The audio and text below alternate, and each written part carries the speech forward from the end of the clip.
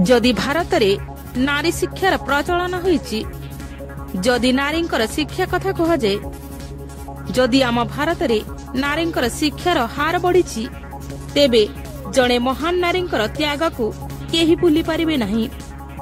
से हेउछंती माता सावित्रीबाई फुले।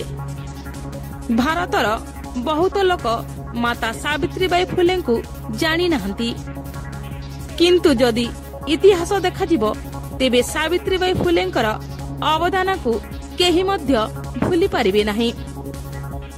माता सावित्रीबाई महिलांकर पाई एवं जाति भेद दूर करिबा पाई जहा करिछंती ताहा केही मध्य भूली पारिबे नहीं। तेबे से महयसी महिला के आसंतु जानिबा। सावित्रीबाई फुले जणे भारतीय शिक्षयित्री, जणे समाज संस्कारक, जणे कवि जे कि भारतर प्रथम महिला नारी शिक्षयित्री। तांकर स्वामींकर नाम ज्योतिबा फुले। से मध्य जणे समाज संस्कारक। माता सावित्रीबाई फुले महिलांकर अधिकार पाई अनेक संग्राम करिसंती। तांकर जन्म जनवरी 3 तारिख 1831 मसीह रे होइथिला। 10 मार्च 1897 मसीह रे तांकर निधन होइथिला। किंतु ए भारत पाई से जहा करिसंती ताहा केही मध्य भूली पारिबे नहीं। निजर शिक्षा समापन करिबा परे से पुणे ठारे बालिकांकर पाई प्रथम विद्यालय खोलिथिले।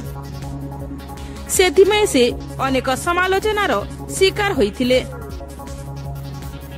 जेतेबेले से विद्यालय को पढ़ाइबा को जाउथिले तांको छात उपरु लोक माने गोबर पानी फिंगी देउथिले, जहा फलरे से 2टी साड़ी धरी विद्यालय को जाउथिले। विद्यालय रे भल साड़ी पिंधी शिक्षादान करुथिले। घर को फेरिला बेले गोबर होइथिबा साड़ी पिंधी आसुथिले। बालिका शिक्षा पाई से अनेक अत्याचार सहिछंती, हेले मध्य से एवं तांकर स्वामी मिसी महिलांकर अधिकार एवं जाति भेद को दूर करिबा पाई निजर बहुमूल्य देइछंती। आज हेउची मार्च 10 तारिख तांकर निधन दिवस। एई दिवस रे तनुसन टीवी तांकु श्रद्धांजलि जणाउची एवं समस्त समाज को तांकर बलिदान गाथा स्मरण करि देउची।